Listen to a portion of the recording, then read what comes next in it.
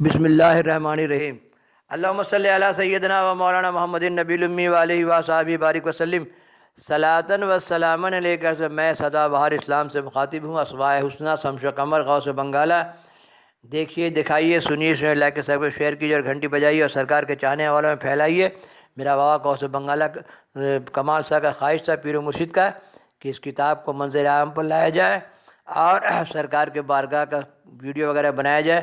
تو انشاءاللہ میں نے یہ کام شروع کیا، نئی کتاب پرانی کتاب دونوں ڈال دیں گے، اور جو بھی میرے پاس حالات و واقعات ہیں سرکار غوث بنگالہ، پیر و مرشد کمال شاہ بابا اور میرے زندگی کے، سب ڈالوں گا انشاءاللہ۔ اور اس طریقے سے سرکار کے بارگاہ کا ایک ایک چپا چپا کے ویڈیو بنا دوں گا۔ اللہم صلی علی سیدنا و مولانا محمد النبی الامی وآلہ و صحابہ بارک وسلم صلاۃً و سلاماً علیکہ یا رسول اللہ صلی اللہ علیہ وسلم۔ اللہم صلی علی سیدنا و مولانا محمد النبی الامی وآلہ و صحابہ بارک وسلم صلاۃً و سلاماً علیکہ یا رسول اللہ صلی اللہ علیہ وسلم۔ پارٹ 65۔ گھڑی میں تولا، گھڑی میں ماشا۔ عظیم آباد سے جب آپ چلے تو چلتے ہی رہے۔ حاجی پور اور مظفر پور کے درمیانی علاقے میں مسلسل 8 سال تک آپ نے سیر و سیاست فرمائی، دن کہیں، رات کہیں، صبح کہیں، شام کہیں۔ ان ایام میں قبض و بساط، عروج و نزول اور انعامات گو نہ گو بے پناہ تازہ توارد ہوتا تھا، لیکن آپ ان حالات کو، اللہم صلی علی سیدنا و مولانا محمد النبی الامی وآلہ و صحابہ بارک وسلم صلاۃ، ان حالات دیہات میں جاننے والا کون تھا؟ اللہم صلی علی سیدنا و مولانا محمد النبی الامی۔ لیکن ان حالات کو دیہات میں جاننے والا کون تھا؟ فنا اور فنائے تم ہی کی پردہ داری کے لیے تو شہر کو چھوڑا تھا، اور دیہات کی گمنامی کو شہر کی ہمہ ہمی پر ترجیح دی تھی۔ ایک مرتبہ مدہول ضلع مظفر پور کے درمیان قیام کے دوران جب کہ مختصر حجرے میں آپ تنہا تھے، ایک خادم کو بضرورت حجرہ میں جانے کا اتفاق ہوا تو وہ یہ دیکھ کر دریائے حیرت میں ڈوب گیا کہ حجرہ خالی ہے، صرف ایک چھڑی بیچ کمرے میں قد خم لے کر معلق کھڑی ہے۔ وہ بیچارہ دیہاتی پھٹی پھٹی نظروں سے دیکھتا رہا کہ یکایک حالت بدلی اور آپ ایسے موٹے اور فربے ہوئے کہ ایسا موٹا بشر میں ہونا ناممکن ہے۔ قریب تھا کہ وہ خادم چیخ پڑتا، مگر دوسرے ہی لمحہ میں پھر اپنی اصلی حالت پر آ گئے۔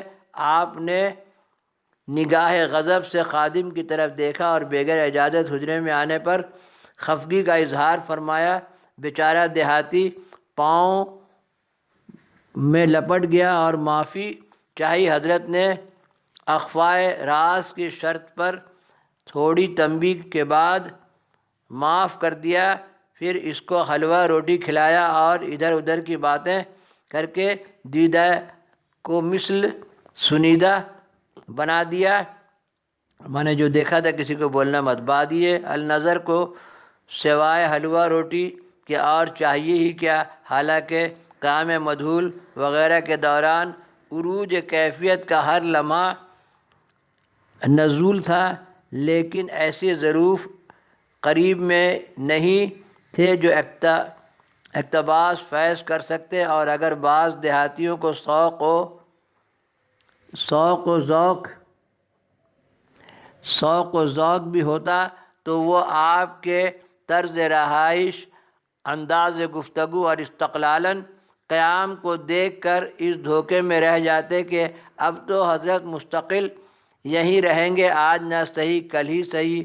ان دنوں اعلیٰ حضرت کا بھی کچھ ایسا ہی عالم تھا کہ جس دیہات میں گئے وہ وہیں جم گئے۔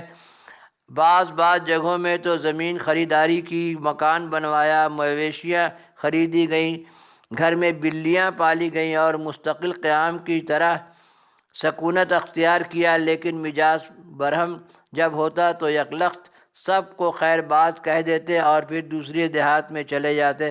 مزاج کی نرمی اور گرمی، شیرنی اور تلخی کا اندازہ لگانا ہی مشکل تھا۔ حالات ایسی بدلتی کہ گھڑی میں تولا گھڑی میں ماشا، داشنم دہندہ کو الطاف و عنایات سے نوازتے اور ثنا خواہوں پر جلال و وحشت کا جام چھلکاتے۔ کبھی دور و دراز سے آئے ہوئے حاجت مندوں کا دامن مراد فوراً گلاہ شاد سے بھر جاتا، اور کبھی بارگاہ کے نیاز مندوں کو دست سوال پھیلائے ہوئے مہینوں گزر جاتا، لیکن محرومی ساز